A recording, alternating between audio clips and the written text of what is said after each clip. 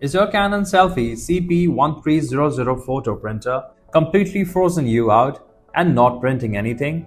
Don't worry, it's usually something simple like incorrect settings or outdated software causing the silent treatment.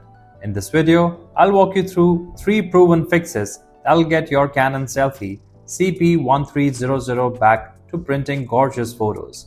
Stick with me and you'll have this sorted in no time. If things get tricky, dial the support numbers on your screen for one-on-one help. Let's turn this around. Before we start this step, we request you to join our YouTube channel and support us.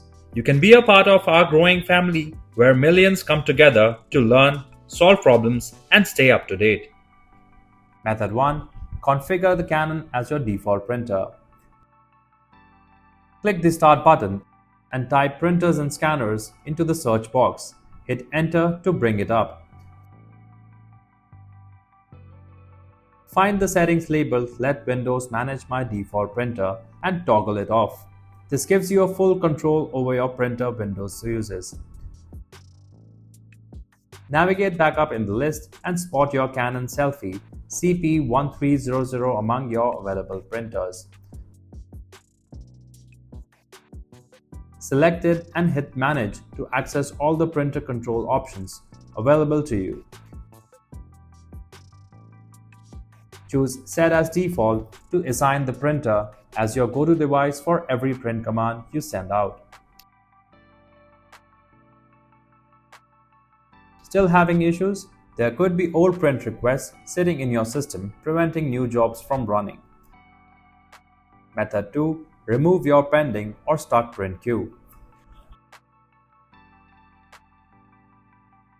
Look towards the lower right portion of your monitor and find any tiny printer symbol sitting there. Can't find it? No problem. Tap the arrow that says Show Hidden Icons to see the hidden items. Then, find the printer symbol and click it.